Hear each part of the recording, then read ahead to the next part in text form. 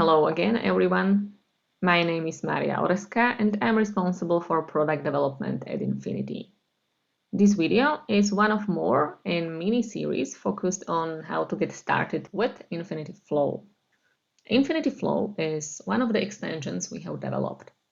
You can use it for process intelligence, visualizing your processes, but also making actions within the processes. But you can also be creative and use it for hierarchies, data lineage, timelines, navigation, and much more. If you haven't seen previous videos, I highly recommend you to do so right now. If you did, you know that this is the sheet where we finished last time. And you also know that I promised to continue with the data brushing concept. However, that's quite advanced topic, and some of you reached to me asking whether I can showcase how to define Infinity Flow from already existing data. So I decided to make it a priority, and this video will be about it. These two flows we see here were defined very easily by using inline table we have created in our Click script. However, we are in Click, so it doesn't matter where the data comes from, whether it's from inline table or database table or Excel file or REST integration or something else.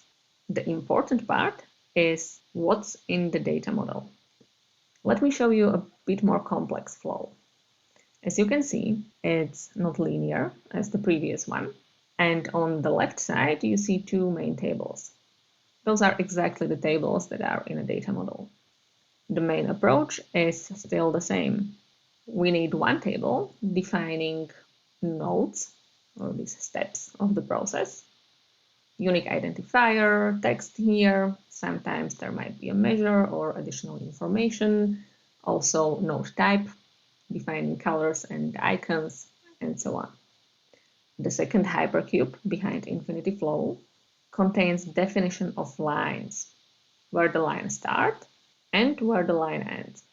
So if you want to create a non-linear process, the only different thing is that you need to define more lines. Like in this case, from step ID A1, application review, I have two outgoing lines. The first one going to reject it, that's R1, and another line goes to initial call, that's A2. And you can only imagine where this data technically comes from. Let's create a new app. I have created a very simple Excel file containing information about orders and order details. In orders, we have unique identifier of a row, unique identifier of an order, status or stage, and the date when the order was in this stage for the first time. It's nothing else than the full changelog of orders. Let's load it to a data model. We don't need order details yet, so this will be it. Some best practices. And load data.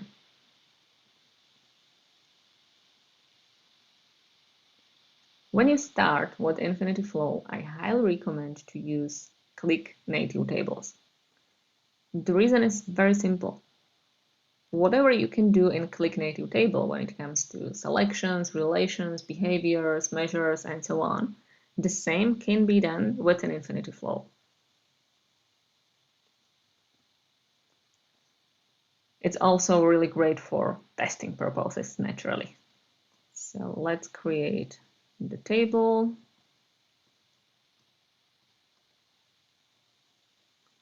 And Infinity Flow to Infinity Bundle, Infinity Flow, drag and drop. So what we want to do right now is to create a process map showing the paths of orders. So steps of the process are nothing else than these statuses.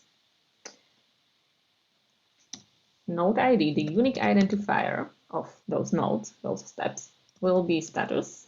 Let's keep it simple and use the same for labels. And for node type, when I start, I use one of the predefined node types, for example, activity. We will change that later. It's correct. We have 5 distinct statuses that defines the whole process. And now the more challenging part, and that's how to define those lines that will connect these stages. We will use nothing else than dates from the data. Let's rename this table as a temporary one and create a new one.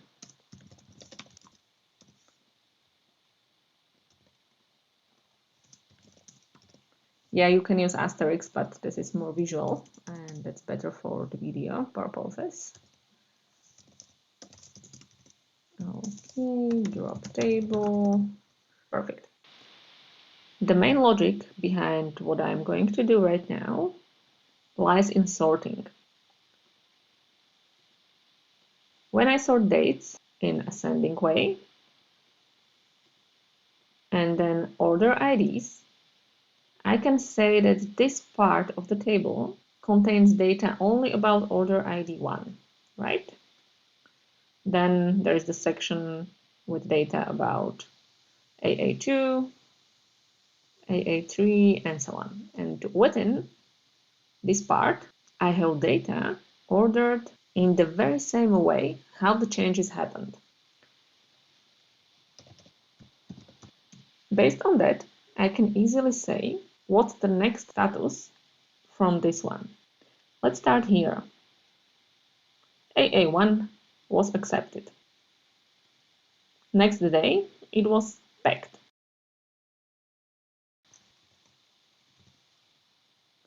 After it was packed, it was shipped. So from packed, the next status is shipped. The same for delivered after it was shipped, and when there is nothing else, it's the most actual stage of the order. But don't worry, we are not going to do that manually in a data storage. We will define the script to do that for us.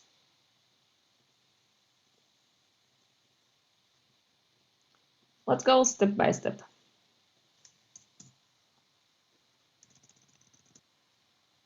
The first thing I did was this sorting. Order by, order ID ascending, and date descending. And then, if previous order ID is the same as order ID, then previous status is the next one. To be sure it's clear, especially this condition, let me explain very quickly one more time. So we have the data sorted by using order IDs and dates, and within the very same order ID, there is a flow of the statuses exactly as they happened. So I can easily say that when the status is accepted, the next one is packed because date is in descending order. And for this row, there is no previous data, so status next is none because delivered is the most actual status of AA1. And when we use that logic for the rest of the table, for AA2, the most actual status is delivered, but there is a previous value. There is accepted, but as we see, it's not linked to the same order ID. Therefore, we can apply this logic only when previous order ID is the same as order ID.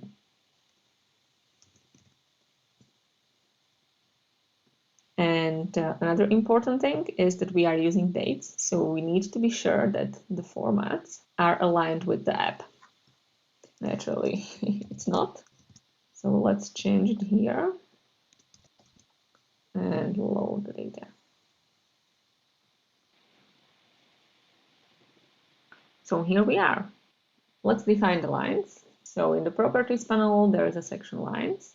where I say that the starting points of all lines is in the field status, and those lines end in what's defined in the field status next. Perfect, that works. Let's fine-tune it a bit, and we can start with changing the node types. The way how you can define your own node type has been explained in one of the previous videos, so let's use just built-in node types right now.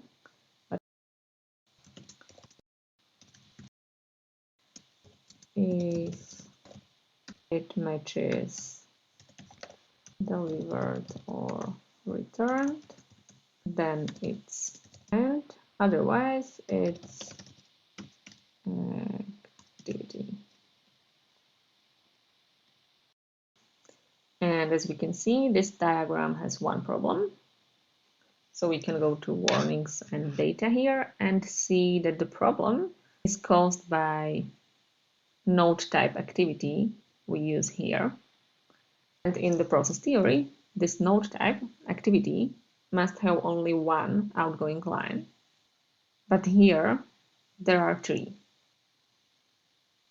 If we are okay with that, we can disable these warnings very easily in the presentation section and show warnings off. Let's add the status next also to our table to be sure it corresponds to the flow. And this order, how it's loaded right now, is this one. I want to apply it. What's next? Oh, I want to see durations. The average time order spent between these two statuses. We have exact dates, so there is no issue in calculating it.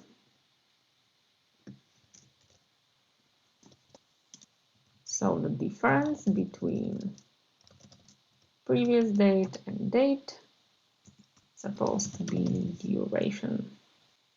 And also, you can see that when status next is empty, is null, then this row is the most actual one for a particular order ID. So let's script that too.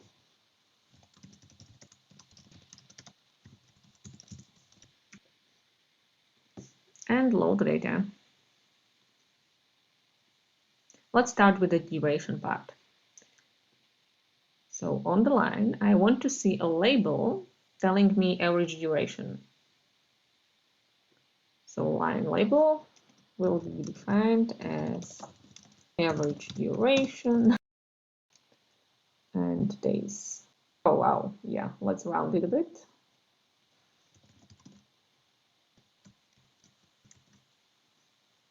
Better, even better. And if you want to create spaces around the text, you can literally define spaces. When it comes to lines, we can also define width. And you can choose from one of the following options, but you can also define width by expression. For example, by using average duration. So thanks to that, it's even more visual for the user. Another KPI we can derive from the data we already have is number of orders that currently are in those stages. And let's visualize it as a measure on nodes. Orders and count distinct order ID, but only those where actual equals 1. Great! We can also add information about how many orders historically were in a specific stage, but it's not as important information as the rest we already see. So let's not make it difficult for a user to understand, but we can use it as an additional information within the tooltip.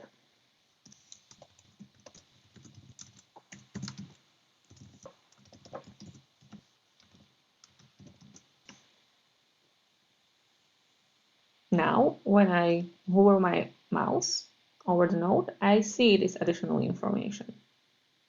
And the same I can use for line.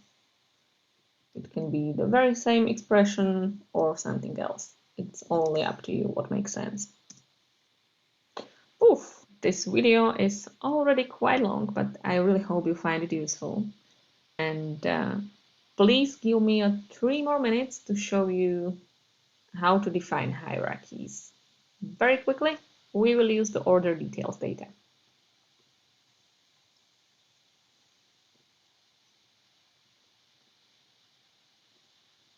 We already have them in attached files because that's this table. And as you can see, there's information about the order ID. That's the connection between those two tables. Then there is item and item type.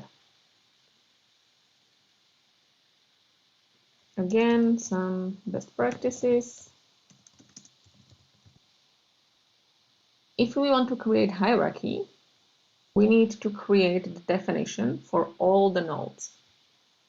So in this case, it will be a table, items hierarchy.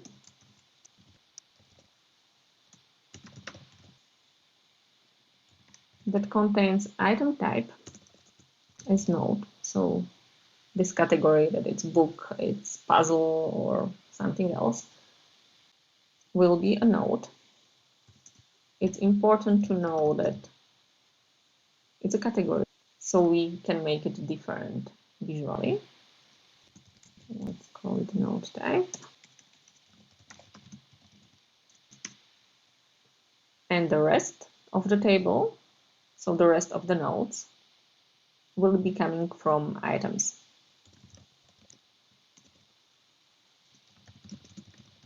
So the node will be item, and item will be node type.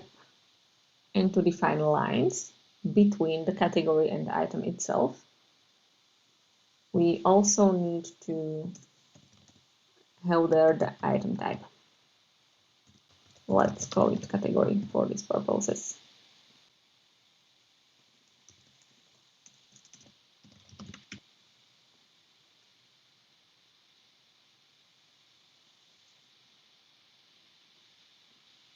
Let's use the very same logic. So we will create a click native table first.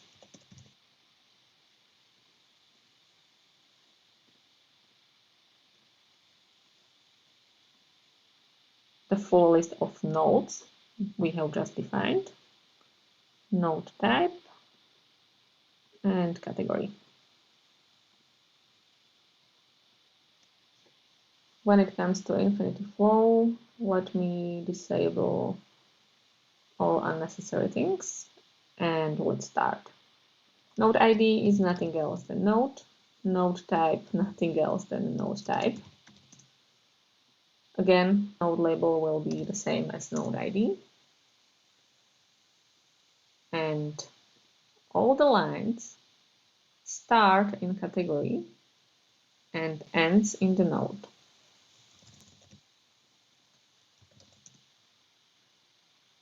Let's reorder the fields.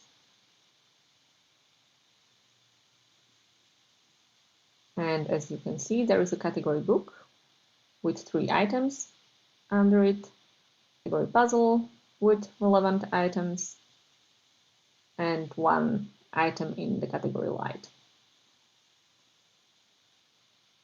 And since we have defined our own node types, category and item, we can create additional node types for them. For item,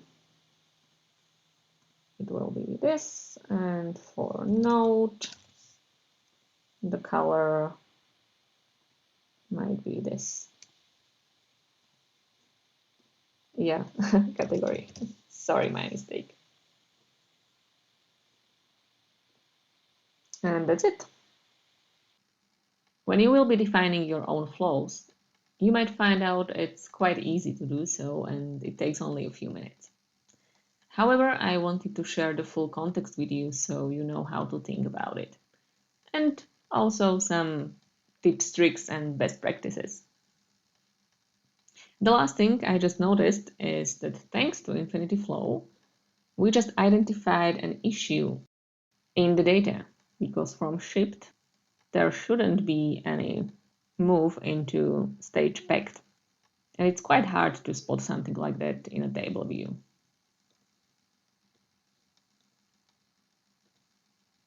Let's make it selectable. And when we now select shipped, we see that order ID AA9 is the one responsible for the line between shipped and packed. And that might be an inefficiency or data quality or anything else. But the important is to identify it. Thank you very much for watching this video, guys, and I really hope you find it very useful. I did my best. The next video will be here in 2 weeks again, and until then, enjoy and explore Flow.